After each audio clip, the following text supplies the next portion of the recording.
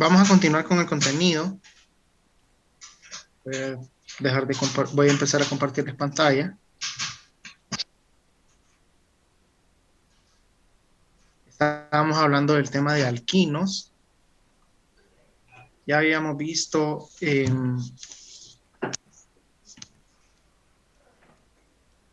ciertas reacciones. Nos quedamos por la adición de halógenos. Entonces, cuando nosotros tenemos un alquino, podemos adicionarle un halógeno, un mol de halógeno únicamente, y obtendríamos un dialuro, un alqueno que tiene dos halógenos, como es en este caso, un alqueno que tiene dos halógenos en carbonos vecinos. Pero si nosotros adicionamos dos moles de halógeno, en este caso bromo, primero uno y después el otro, vamos a llegar a un tetraluro vecinal, que es lo que tenemos aquí. ¿Qué es lo que nos dice aquí? Que se puede añadir en el isómero sin o el isómero anti y que la mezcla es una mezcla de isómeros cis y trans. Lo que quiere decir es que cuando adicionamos el primer mol de bromo podemos obtener una mezcla de isómeros cis y trans. Digamos, aquí tenemos el trans, este es el cis. Y que puede ser un poco más difícil para la segunda reacción hacer la siguiente sustitución debido precisamente a esto de que hay un cambio en las configuraciones, que no es un único producto, sino que es una mezcla de las configuraciones. Eso es lo único que quiere decir. De ahí vamos a lo que es la adición de haluros de hidrógeno. ¿Qué es un haluro de hidrógeno? HX. Puede ser HCl, HBr, HI, es decir, ácido clorhídrico, bromídrico o yodídrico. Se añaden a los alquinos para formar haluros de vinilo. Pero podemos adicionar otra molécula que puede ser de un mismo halógeno o de un halógeno diferente. Se sigue la regla de adición de Markovnikov. Aquí está. Si se añaden 2 moles de haluro de hidrógeno, el producto es un dihaluro geminal. Y aquí tenemos la reacción general. Partimos de este alquino, que es el propino. El propino lo hacemos reaccionar con HBr. Seguimos la regla de adición de Markovnikov, que nos dice que el bromo va a ser el que se va a añadir al carbono menos hidrogenado, es decir, el carbono 2. Y vamos a tener un alqueno monohalogenado. Pero si continuamos adicionando HBr, vamos a obtener a un alcano dihalogenado, un gen dialuro. Aquí está. Un dialuro geminal. Aquí está.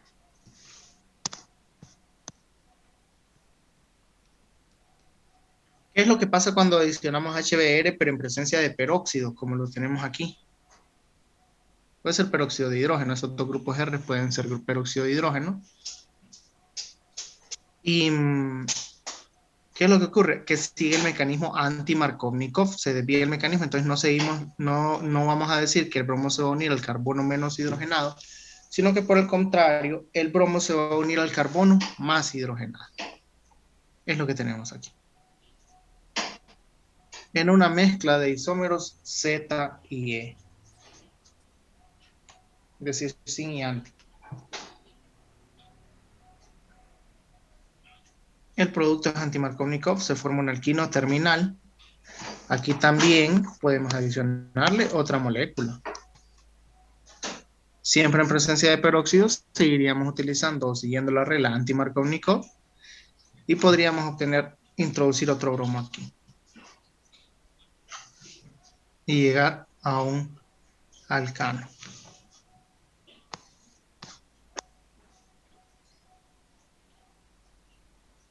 Esta reacción es muy importante, la hidratación de alquinos. ¿Por qué es muy importante? Porque la hidratación de alquinos nos conduce a aldehídos o cetonas. En el único caso en el que nos va a conducir a aldehídos es cuando partimos del alquino más pequeño, que es el acetileno, pero en los demás casos, ya de 3 átomos de carbono en adelante nos va a conducir a cetonas. Entonces, ¿cómo se hace la hidratación de alquinos? Se hace con agua, sulfato de mercurio y ácido sulfúrico en una solución diluida. ¿Ok? En el mecanismo se forma un enol o alcohol vinílico, que es un producto inestable y al final, a través de un proceso que se llama tautomería cetoenólica, entonces se produce una acetona. También tenemos la hidroboración-oxidación. La diferencia con la hidroboración-oxidación es que sigue una orientación anti-Markovnikov y se transpone a un aldehído. Por ejemplo, si partimos de un alquino, le adicionamos agua en medio ácido y sulfato de mercurio, estamos haciendo una hidratación de alquinos.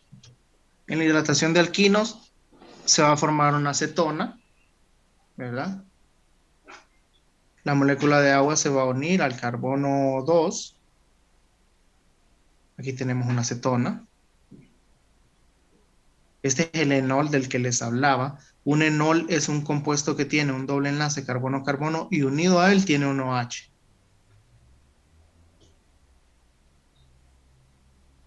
Aquí está el mecanismo, pero este ya es con la alcoximercuración, desmercuración. ¿Qué es lo que ocurre?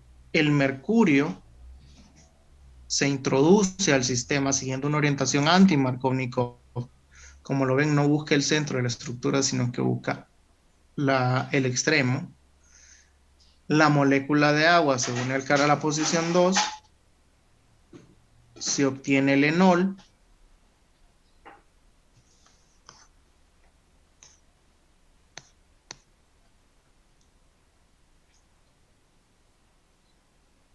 se obtiene el enol.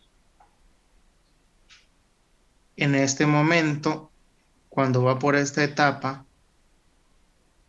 se obtiene una cetona.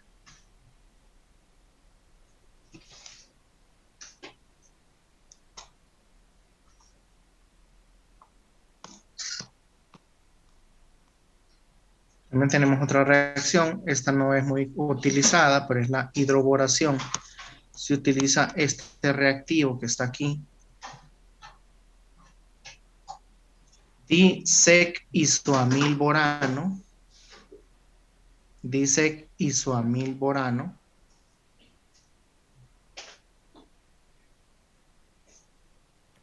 o diciamilborano.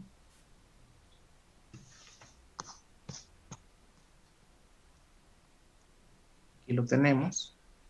Lo hacemos reaccionar con un alquino en presencia de peróxido. Se forma aquí el OH, se forma aquí el enol, y por lo tanto, este sí sigue la adición anti-Markovnikov. Aquí vamos a obtener un aldehído. Entonces, en la hidratación de alquino sigue la regla de Markovnikov, en la mercuración también sigue la regla de Markovnikov, pero en la hidroboración sigue la regla anti-Markovnikov. Siempre estamos hablando del mismo compuesto, del propino, pero aquí obtenemos el propanal, porque obtenemos un aldehído.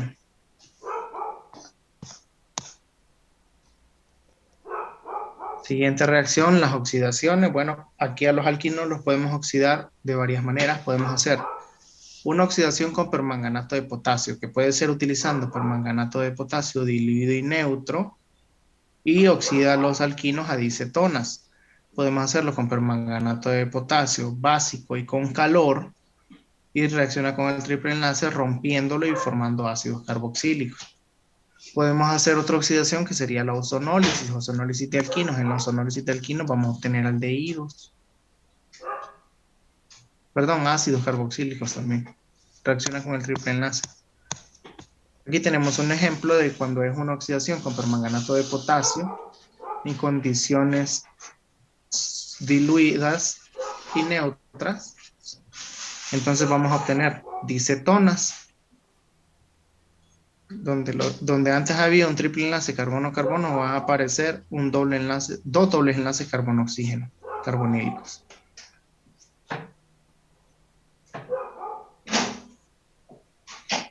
¿sí? En condiciones menos suaves, es decir, con calor y en medio básico, el permanganato de potasio provoca una ruptura y se convierte en dos grupos carboxilato. Este es un acetato y este es un propionato. ¿Qué es lo que pasa? Con la menor presencia de humedad, esto se convierte en ácidos carboxílicos. Le escribimos aquí un hidrógeno en presencia de humedad y se producen dos fracciones de ácidos carboxílicos, uno de 2 átomos de carbono y el otro de 3 átomos de carbono.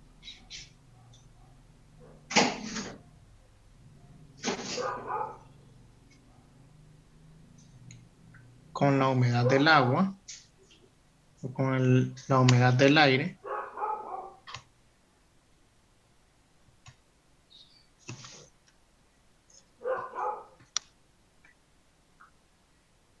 esto se convierte en CH3, C, doble enlace O, OH, y este se convierte también en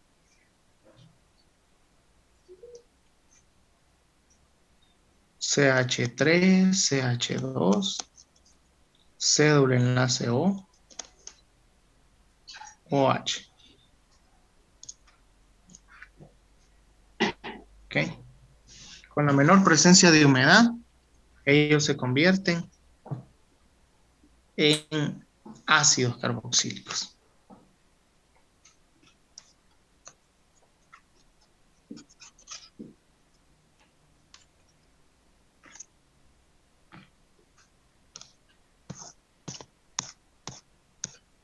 La ozonólisis de alquinos se producen ácidos carboxílicos diferentes en los alquenos, que en los alquenos se obtienen aldehídos y cetonas. Aquí tenemos un alquino, que sería el 2-pentino. El 2-pentino en presencia de ozono, agua y zinc, obtenemos ácidos carboxílicos. Se rompe aquí el triple enlace.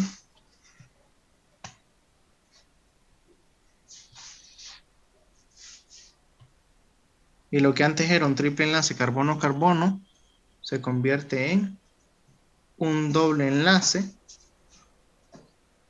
carbono-oxígeno OH. Doble enlace carbono-oxígeno OH.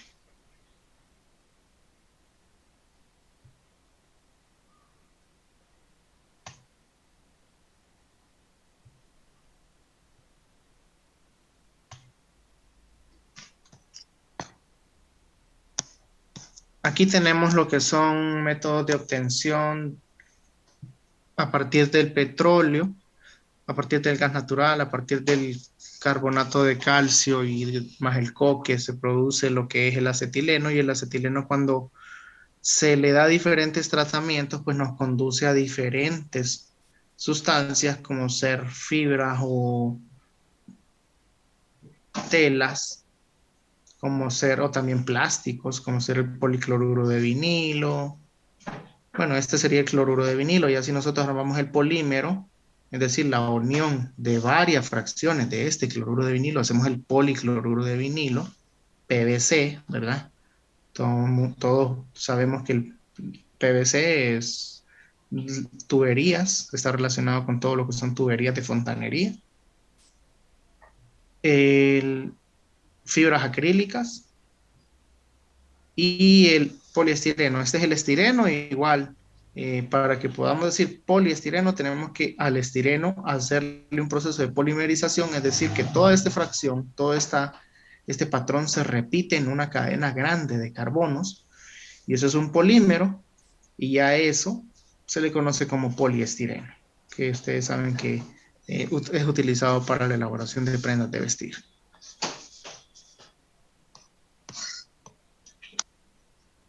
Y hasta aquí es lo que es el tema de alquinos. Preguntas con este tema de alquinos.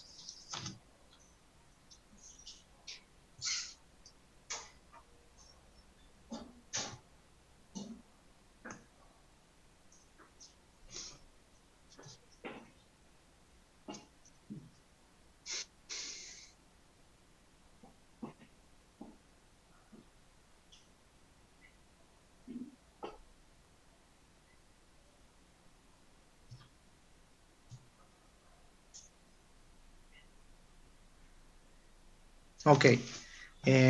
Vamos a continuar entonces. Ya ustedes vieron que en el campus virtual ya están lo que son, para que ustedes opinen en los foros y para que vayan subiendo el examen del trabajo grupal. Eso tiene como fecha máxima de entrega el día jueves 14, que es decir, el mismo día del examen en la hora clases. O sea que tienen que tratar de subirlo antes del jueves, ¿verdad? Tienen que intentar subirlo martes o miércoles el trabajo. Igual ya la opinión de ustedes en el foro para que no vayan a tener problemas porque a veces el campus virtual se cae, más que después de que vengamos del feriado, todo el mundo va a estar utilizando el campus virtual porque todos vamos en lo que es el último tema, ¿verdad? Que son los compuestos aromáticos, ¿ok? Entonces, y de esta manera tendríamos repaso la semana después de que vengamos de feriado, el martes, ¿verdad? Y únicamente ya vendríamos a repaso. Ok, compuestos aromáticos. ¿A qué nos referimos cuando hablamos de compuestos aromáticos? El prototipo de los compuestos aromáticos es el benceno. eh, Fue descubierto por Michael Faraday cuando aisló del esperma de ballena, del cachalote, esta cera vio de que era ignífuga y entonces empezó a utilizarla para iluminar eh, las calles en Europa, ¿ok? Después de varios estudios, pues Augusto Kekulé descubrió o descifró la estructura que tenía, cómo era la estructura del benceno. Y se dio cuenta de que era una estructura anular de 6 miembros y que tiene 3 dobles enlaces en posición conjugada, es decir, doble, simple, doble, simple, doble. Y a los compuestos aromáticos al inicio se les conocía como, se pensaba que todos los compuestos que tenían o presentaban un aroma agradable eran compuestos aromáticos, pero con el tiempo se dieron cuenta los investigadores que para que un compuesto fuera aromático debería cumplir con ciertos requisitos, ¿okay? Que se los voy a dar más adelante. Ahora, ¿qué nos representa esta diapositiva? Que el benceno es estable por poseer ese proceso de resonancia, un proceso de resonancia por conjugación. Eh, ¿Por qué? ¿A qué se debe esto? Bueno, se debe a que los electrones están en continuo movimiento. Una nube de electrones, esta nube de electrones que está en el centro todos los electrones están deslocalizados, no están fijos, sino que se mueven de una manera desorganizada, perdón, organizada y pasan por todos los carbonos cada uno de esos electrones. Entonces, ¿qué nos representa esta gráfica? La cantidad de energía necesaria para hidrogenar al ciclohexeno, que es decir, a el ciclohexano nada más que con un doble enlace, al 1,3 ciclohexadieno, es decir, cuando el ciclohexeno ya tiene 2 dobles enlaces, y lo que debería de gastarse en energía para hidrogenar y convertir en el ciclohexano a el 1,357 ciclohexatrieno, que es el benceno. Entonces, si ustedes se fijan, la energía necesaria para reducir al ciclohexano y convertirlo en ciclohexano es de 120 kilocalorías por mol. Del 1,3 ciclohexadieno para llegar al ciclohexano es de 232 kilocalorías por mol, deberían ser 240, pero resulta de que aquí ya tenemos una conjugación doble, simple, doble. Y por último, debería de consumirse en energía 360 kilocalorías por mol para llegar del 1,357 ciclohexatrieno, hidrogenándolo y llegar al ciclohexano. Pero resulta que en el benceno, para hidrogenar el benceno se requiere 208 kilocalorías por mol. Hay una discrepancia de aproximadamente 152 kilocalorías por mol de lo que se debería de gastar o de liberar como calor de hidrogenación. Entonces aquí nos dice que la hidrogenación del benceno libera mucho menos energía que la esperada. ¿Debido a qué? Al proceso de resonancia del benceno.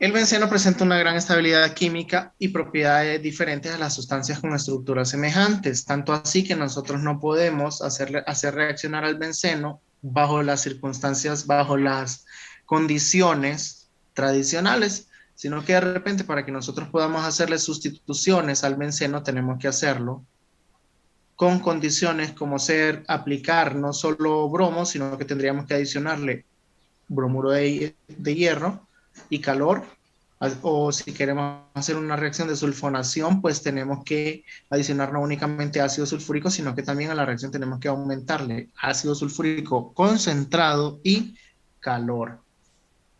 Esto es lo que se conoce como unas reacciones de sustitución electrofílica aromática, que son las reacciones típicas que sufre el benceno.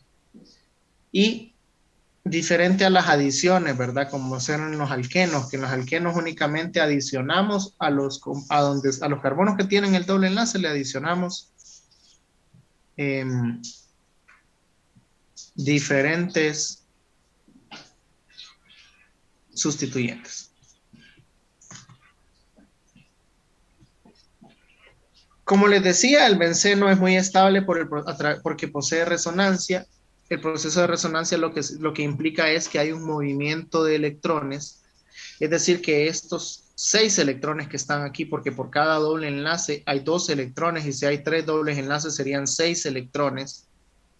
Entonces, estos 6 electrones se están moviendo por sobre y por debajo del plano del anillo de benceno. Es decir, que nosotros podemos dibujar formas contribuyentes, que son las que están dentro de este corchete, y pasar de esta figura que tiene, o de esta forma contribuyente que tiene el doble enlace hacia la izquierda, en el de la derecha ya no lo tiene. ¿Qué es lo que pasó? Se movieron los electrones y se reacomodaron. ¿Okay? ¿Sigue siendo el mismo compuesto? Sí, pero es más estable porque ya hay un movimiento de electrones. Aquí tenemos lo que es la representación de los orbitales. Aquí tenemos lo que es la hibridación sp2. Recuerden que la hibridación sp2 es para aquellos compuestos que tienen dobles enlaces. Está formada por 3 orbitales híbridos sp2 y un orbital p puro que está perpendicular al plano, tanto con 2 lóbulos, uno superior y uno inferior. Y entonces en el benceno, no imaginemos al benceno como una figura plana, sino que imaginémosla como que tiene 2 lados, una cara anterior y una cara posterior, o como está dibujado aquí, una parte superior y una parte inferior. ¿Por qué? Porque los lóbulos de estos que están en rojo, que son los orbitales p, es donde ocurre el salto de un electrón que está en un orbital p a otro electrón, a otro orbital p vacío, y de ahí sucesivamente ese electrón se mueve por todo el anillo. ¿Ok? Tanto por arriba como por abajo. Esta es la aromaticidad del benceno según la teoría de los orbitales moleculares. Pues es lo mismo, si ustedes se fijan, los lóbulos de los orbitales p, que tiene 2 lóbulos, tenemos 6 lóbulos de orbitales p que están hacia arriba, tenemos 6 lóbulos de orbitales p que están hacia abajo. Entonces, la deslocalización de cargas ocurre espontáneamente.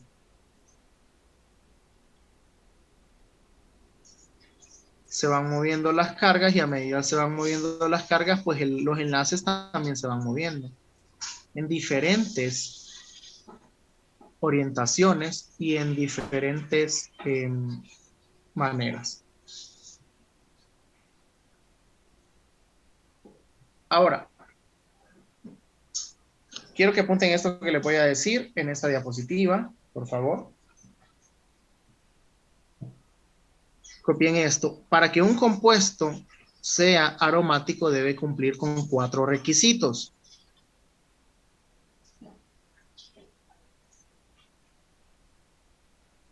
Primer requisito, debe ser cíclico.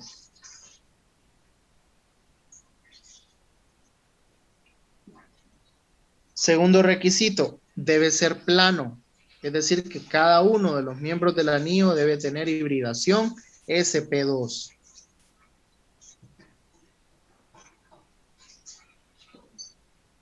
Tercer requisito, debe poseer resonancia. ¿Qué es resonancia? Movimiento de electrones. Y el último requisito es que debe cumplir con la regla de Huckel.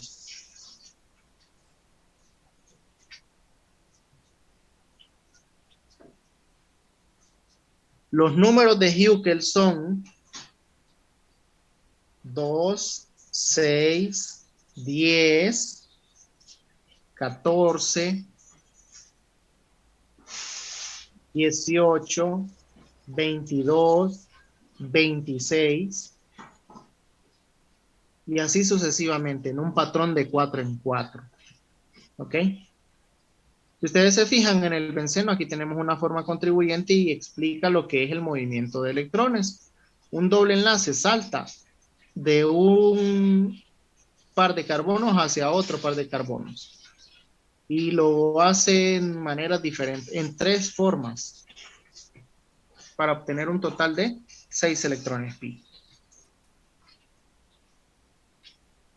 ¿Ok? Hay ciertos compuestos, hay algunos compuestos que cumplen con los 4 requisitos y son aromáticos. Compuestos aromáticos. Pero hay compuestos que únicamente cumplen 3 de los 4 requisitos, pero no cumplen con la regla de Huckel. Entonces a ese tipo de compuestos se conoce como compuestos antiaromáticos. Y por último tenemos aquellos compuestos que de los 4 requisitos no cumplen 2, entonces a estos 2 compuestos se les conoce como no aromáticos. ¿Ok?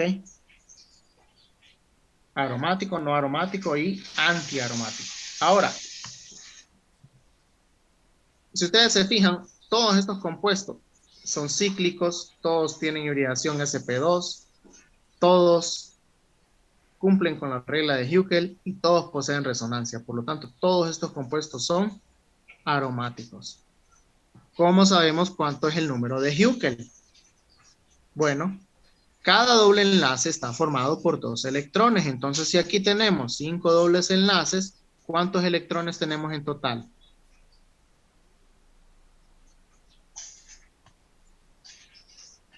Pregunto. 10. 10, correcto. Y 10, según les dije, comenzando por 2, 6, 10, es un número de Huckel, entonces él es aromático. Igual que el antraceno. Es cíclico, es plano, posee resonancia a simple vista por conjugación, y si ustedes se ponen a contar los electrones que tiene, los electrones pi, son 2, 4, 6, 8, 10, 12, 14. Y 14 es un número de Huckel. Entonces cumple los 4 requisitos, son aromáticos. ¿Ok? Tenemos las estructuras tan básicas como el benceno, el naftaleno que se encuentra en las barras de naftalina, en el naftol, ¿verdad? El antraceno, el fenantreno, que ya esto ya lo vemos más como núcleos de los esteroides, ¿verdad? Ya a medida empieza a ponerse más complicada la estructura, ya empezamos a tener nosotros moléculas que tienen diferentes aplicaciones. Y aquí tenemos que también podemos tener heteroátomos, ¿verdad? Estos son compuestos cicloaromáticos y estos son compuestos heterocíclicos aromáticos. ¿Por qué son heterocíclicos? Porque tienen heteroátomos como nitrógeno, oxígeno o azufre. Pueden tener 1 o 2. En el caso del indol, la pirimidina y la purina. ¿Ok? Y aquí lo que tenemos son representaciones de las formas contribuyentes que tienen al mover los electrones, cuáles son las formas contribuyentes resultantes. ¿Ok? Entonces, aquí nos vamos a quedar con lo que es el tema de compuestos aromáticos. ¿Tienen alguna duda?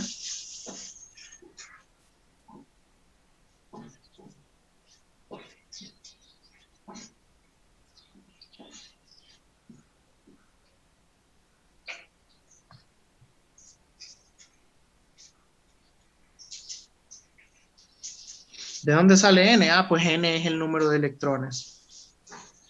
Si no tiene electrones es 0, ¿verdad? Entonces 4 por 0 más 2. 2 es el número de Hugel más pequeño. Si n vale 2, sería 10. Y 10 es un número de Hugel. ¿Ok? ¿Consultas?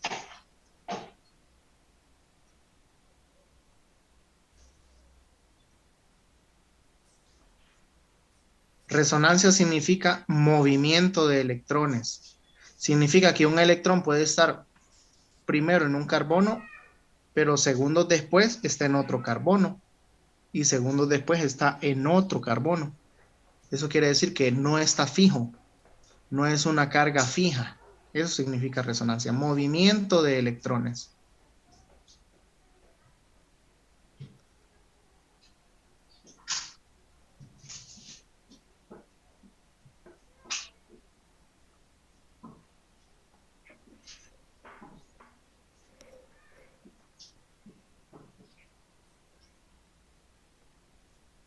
Ok, entonces,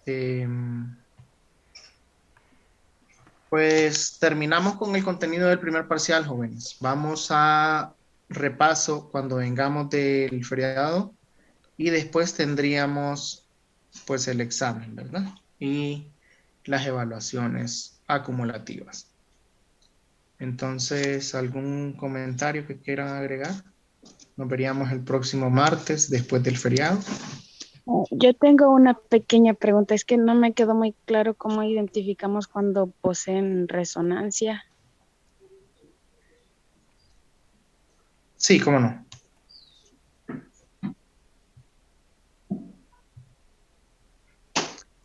En el benceno, por ejemplo, es un ciclo que tiene dobles enlaces, pero si usted se fija, los dobles enlaces del benceno son 3 y están de esta manera. Entonces, el benceno tiene un tipo de resonancia que se llama resonancia por conjugación. ¿A qué se refiere conjugación?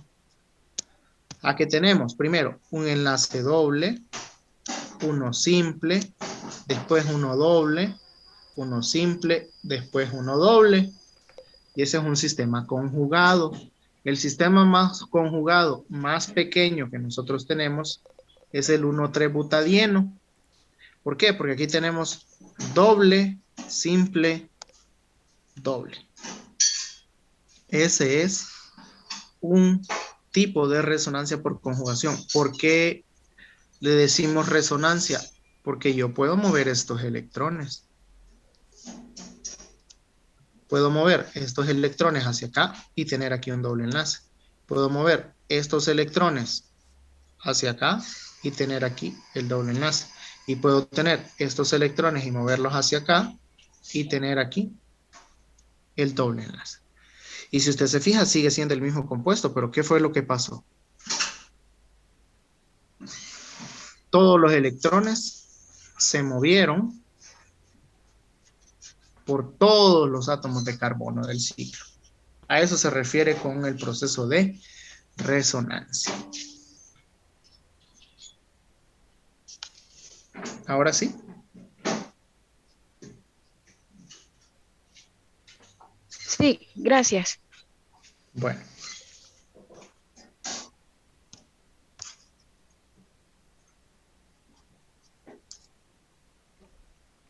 Entonces, pues solo me permiten abrir cámara un momento, por favor, para tomar la asistencia.